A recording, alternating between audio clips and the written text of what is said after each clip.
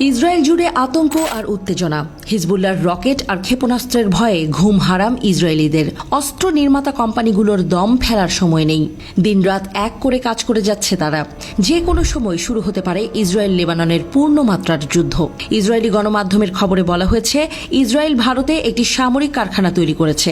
কারখানাটি গত ফেব্রুয়ারিতে ইসরায়েলকে 20টি ড্রোন দিয়েছে। এই কারখানাতে ভারতীয় সেনাবাহিনীর জন্য হারমিস 900 ড্রোন তৈরির কথা ছিল। কিন্তু গাজা যুদ্ধ এবং লেবাননের সাথে যুদ্ধের কারণে ইসরায়েল নিজের জন্যই 20টি ড্রোন নিয়েছিল।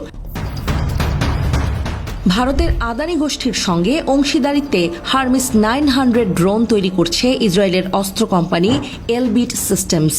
দক্ষিণ ভারতের একটি কারখানায় তৈরি এসব ড্রোন আবার ইসরায়েলেই রপ্তানি করা হচ্ছে। শুধু তাই নয়, যুদ্ধ শুরু হওয়ার পর থেকে ভারত ইসরায়েলকে আর্টিলারি শেল এবং অস্ত্রও দিয়েছে। গত এক দশকে ইসরায়েল থেকে 290 কোটি মার্কিন ডলার মূল্যের সামরিক সরঞ্জাম আমদানি করেছে ভারত। এসব পণ্যের মধ্যে রয়েছে রাডার, নজরদারি যন্ত্র, যুদ্ধ ড্রোন ও ক্ষেপণাস্ত্র। বিভিন্ন ফ্রন্টে লড়াই করছে ইসরায়েল। তাদের আরও অস্ত্র এবং ড্রোন দরকার, কারণ লেবাননের হিজবুল্লাহ রাফায়েল, প্লাসন, এলবিট এবং ডেভিড কোহেন সহ অনেক ইসরায়েলি সামরিক কারখানায় আক্রমণ করেছিল। হিজবুল্লাহ বহু ইসরায়েলি আকাশ প্রতিরক্ষা ব্যবস্থাকেও ক্ষতিগ্রস্ত করেছে। একটি বড় ইসরায়েলি কোম্পানি এলবিট ইসরায়েলি সেনাবাহিনীকে সমর্থন করার জন্য জরুরি অবস্থা ঘোষণা করেছে। আরেকটি কোম্পানি রাফায়েল আরও গোলাবারুদ, অস্ত্র এবং ইন্টারসেপশন মিসাইল তৈরির জন্য দিনের 24 ঘণ্টায় কাজ শুরু করেছে। সম্প্রতি হিজবুল্লাহ যুদ্ধ শুরু হলে তারা আক্রমণ করতে পারে এমন গুরুত্বপূর্ণ ইসরায়েলি সাইটগুলির একটি ভিডিও দেখিয়েছে।